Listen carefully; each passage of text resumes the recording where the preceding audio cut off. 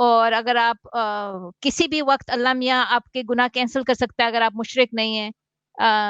تو ہر قسم کی یہ چیزیں, get out of jail free card ہے آپ کے پاس.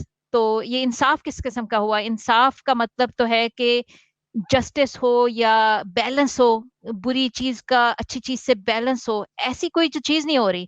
اور جو سزا بھی رکھی ہوئی اللہ میاں نے ہمارے اسلام میں, وہ کیا کیا سزائیں بھائی, ساری زندگی آپ کو ہمیشہ کے لیے جلائے گا, آپ کی کھال اتر رہی ہوگی اس کو پھر کھال بنائے گا, پھر جلائے گا آپ کو.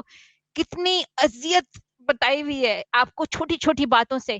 اور اگر رسول اللہ گئے تھے ادھر, دیکھا انہوں نے دوزخ میں, ادھر زیادہ تر عورتیں تھیں, ان کا کیا گناہ تھا کہ وہ اپنے مرد کی نافرمانی کرتی تھیں, یا وہ انگریٹفل تھیں, یا ان کو خوش وہ ان کی اپریشیٹ نہیں کرتی تھیں اپنے ہسبینڈ کو. اس وجہ سے وہ جہنم میں جل رہی ہیں. Can you imagine, does the crime fit the punishment? I don't think so. اور مردوں کی ایسی کوئی پنشمنٹ نہیں. اگر آپ اپنی بیوی کے ناشکر ہیں تو آپ کو کوئی ایسی, آپ کو جلایا نہیں جا رہا جہنم میں. آپ جا کے دوسری شادیاں بھی کر لیں, آپ اپنی جب مرضی من مرضی طلاق دے دیں, جو مرضی سب کی کسی اور کی زندگی برباد کر دیں, آپ کو کوئی ایسی سزا نہیں ہے. آپ لونڈیاں رکھ لیں, ان کو ریپ کر دیں, آپ کو actually get out of jail free card دیا ہوا ہے ہر جگہ, جو انصاف کے برعکس ہے.